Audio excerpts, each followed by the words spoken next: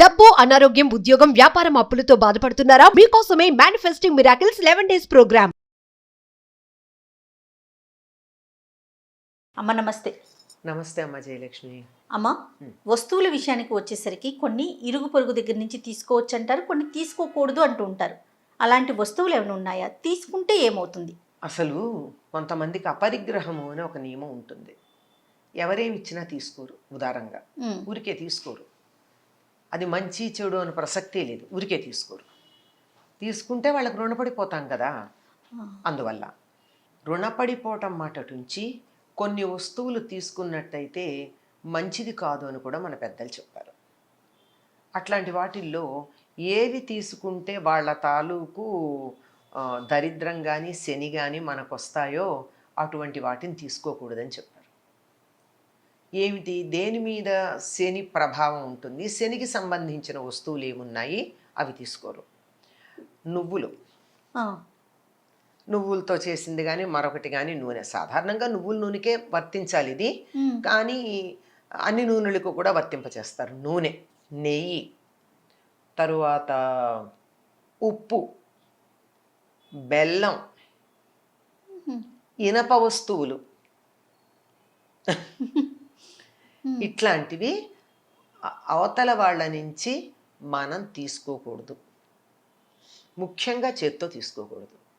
ఓహో, ఎందుకు చేత్తో తీసుకోకూడదు అంటే నాకు ఒక సమన్వయం కనిపించింది. ఇవన్నీ కూడా రక్తంలో ఎర్ర కణాలను అభివృద్ధి చేసేవి. నువ్వులు కానీ బెల్లం కానీ అంతే కదా. తర్వాత ఇనుము ఎలాగో ఇనుమే, రక్తంలో ఉండేది ఐరనే కదా ప్రధానంగా ఎర్ర రక్త కణాలకి. ఆ రక్తానికి ఈ పుచ్చుకున్న వాళ్ళ రక్తానికి మధ్య ఏదన్నా ఒక కండక్టర్ లాంటిది ఉండి తద్వారా అక్కడి నుంచి నెగిటివిటీ ఇక్కడికి రావచ్చు. ఇది నాకు తోచిన సమన్వయం. కానీ పెద్దలు చెప్పింది ఏంటంటే శని దానికి అధిపతి గనక వీటికి, దీనికి నువ్వులకి, ఇనుముకి, ధాన్యాల్లో నువ్వులు, లోహాల్లో ఇనుము, అలాగే నల్లని వస్త్రాలు, నలుపు రంగు ఆయనకి ఇష్టం, నలుపు, ముదురు నీలం, ఇట్లాంటి వస్త్రాలు, ఇలాంటివి ఇతరుల నుండి మనము తీసుకున్నట్టయితే వాళ్ళ దగ్గర ఉన్నటువంటి శని ప్రభావం ఏదైతే ఉందో అది మనకి వర్తిస్తుంది అని చెప్తారు. అందువల్ల తీసుకోరు. ఇంకా ఏమిటంటే కొన్ని వస్తువులు ఊరికే తీసుకోకూడదు. పైగా కొన్ని వస్తువులు అసలు అప్పుగా అసలు తీసుకోకూడదు. ఉదాహరణకి మన ఇంట్లో పెరుగు పూర్తిగా అయిపోయింది, పాలున్నాయి, పక్కింటికి వెళ్ళి నేను తోడు పెట్టుకుంటాను కాస్త పెరుగు ఇయ్యని అడగకూడదు. తోడుకి పెరుగు అడగడం అన్నది తోడు పెట్టడానికి అయితే మాత్రం పెరుగు ఇవ్వరండి. ఎట్టి పరిస్థితుల్లో వాళ్ళు ఇవ్వరు. మన తోడు కోసం అడిగామంటే మనకు కావాలి అంటే వెళ్ళి మామూలుగా అడుక్కోవచ్చు. ఏమని, నాకు ఇంట్లో పెరుగు అయిపోయిందండి, కాస్త ఈ పూట నేను మజ్జిగ లేనిదే అన్నం తినలేను, కాస్త పెరుగు ఇవ్వండి అని అడిగితే అట్లా తెచ్చుకోవచ్చు. కానీ తెలిసిన వాళ్ళు ఎవరు తోడు కోసం అయితే మాత్రం ఇవ్వరండి పెరుగు. ఎందుకమ్మా? దాని పేరు ఏమిటమ్మా? తోడు. తోడు అంటే సహకారం. నాకు తోడుకి లేదు ఇవ్వమని అడిగితే మన దరిద్రాన్ని బయట పెట్టుకున్నట్టే కదా. అటువంటి దరిద్రులకు మనం సహాయం చేస్తే ఏమో అది మనకు అంటుకుంటే, ఇట్లాంటి అనుమానాలు ఏవో ఉండుంటాయి నేను అనుకుంటున్నాను. కానీ తోడు కోసం పెరుగడిగితే మాత్రం ఇవ్వరమ్మా. పల్లెటూళ్ళల్లో ఎట్టి పరిస్థితుల్లో పాడి బాగా ఉన్నటువంటి వాళ్ళు తోడు కోసం పెరుగడిగితే ఇవ్వరు. అది అడగకూడదు కూడా, అడగకూడదు. అలాగే ఇప్పుడు నువ్వులు ఉన్నాయి, నాకు చాలా పంట పండింది, పల్లెల్లో బాగా పండుతాయి కదా, పంట పండితే అందరికీ పంచుకునే అలవాటు ఒకటి ఉంటుంది. మరి పంట పండితే ఏం చేస్తాం, పక్క వాళ్ళందరికీ తలో కాస్త పంచుతాం. మరి పంచుకోకపోతే ఎట్లా? కానీ నువ్వులు ఇవ్వకూడదు కదా, కొనుక్కోవచ్చు. అందువల్ల నువ్వులు లాంటివి గనక ఎవరైనా మాకు పండే అయ్యేని పంపిస్తే తప్పనిసరిగా ₹1 అన్నా వాళ్ళకి ఇచ్చి తీసుకోవాలి. అలాగే చీపురు, చేట, ఇట్లాంటి వస్తువులు కూడా తీసుకోకూడదు ఎవరి దగ్గర ఊరికే. ఎందుకంటే ఇవి కూడా జ్యేష్ఠాదేవికి సంబంధించినవి. అది అడిగాము అంటే అవి అక్కడి నుంచి మనకు వచ్చినట్టు. ఇప్పుడైతే మనకి లేవు, కానీ పూర్వకాలం అలుగుగుడ్డలు ఉండేవి. అంటే ఇల్లు పేడ వేసి అలకడానికి ఒక గుడ్డలో పేడ వేసి ఇలా అలుక్కుంటూ వచ్చేవారు, అలుగుగుడ్డ అంటారు. అంటే ఇప్పుడు మనకి మాపర్ కింద లెక్క అనుకోండి, బట్టతో ఇల్లు తుడిచేటప్పుడు తడి బట్ట కావచ్చు, లేకపోతే మాపర్ కావచ్చు. అట్లాంటివి కూడా, ఇవన్నీ కూడా ఈ క్లీనింగ్ ఇంప్లిమెంట్స్ అన్నీ కూడా ఆవిడ గారికి సంబంధించినవి.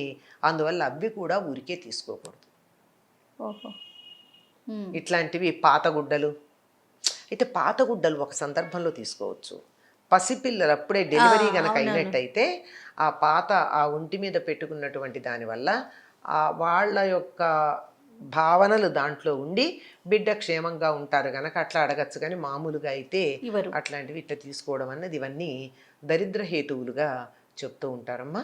దరిద్రం అంటే మరొకటి ఏం కాదు, మన చేత కష్టపడేటట్టు చేసేది, ఎంత శ్రమ పడినా ఫలితం రాకుండా శ్రమ మాత్రమే మిగిల్చేది. ఆ పని చేసే ఆయన ఎవరంటే శనైశ్చరుడు. నెమ్మదిగా నడుస్తాడు ఆయన.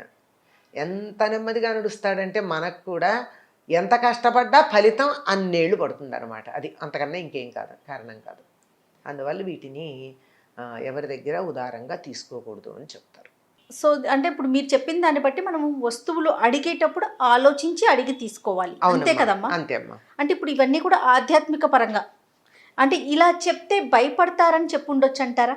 అంతే. జ్యేష్ఠాదేవికి కోపం లేకపోతే జ్యేష్ఠాదేవి మనకు వచ్చేస్తుందని, లేకపోతే ఇవి తీసుకోవటం వల్ల శని మనకు పట్టుకుంటుందని, ఇలాంటివి చెప్పటం వెనకాల ఒకటి ఏంటంటేనమ్మా, ప్రధానంగా ఎవరి దగ్గర ఏమీ తీసుకోకూడదు అని ఊరికే తీసుకోకూడదు అనేటటువంటి భావన పెట్టుకోవాలి. ఎవరి దగ్గర నుంచి ఏమన్నా తీసుకుంటే తిరిగి ఇచ్చేటట్టుగా ఉండాలి.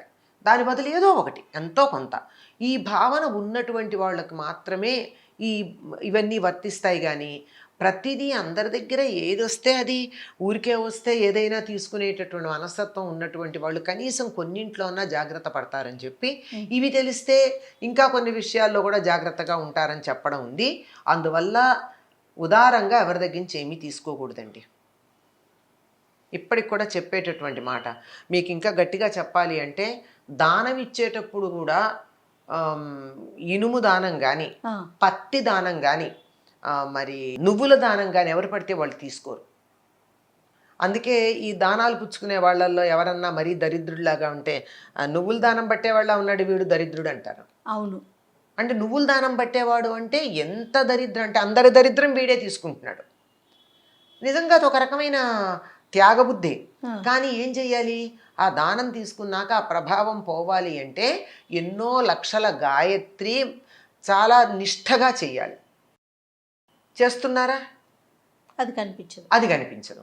అందువల్ల ఇవి దానం తీసుకోవడం, ఊరికే తీసుకోవడం, అప్పు తీసుకోవడం కూడా చాలా జాగ్రత్తగా ఆలోచించాల్సినటువంటి విషయాలు.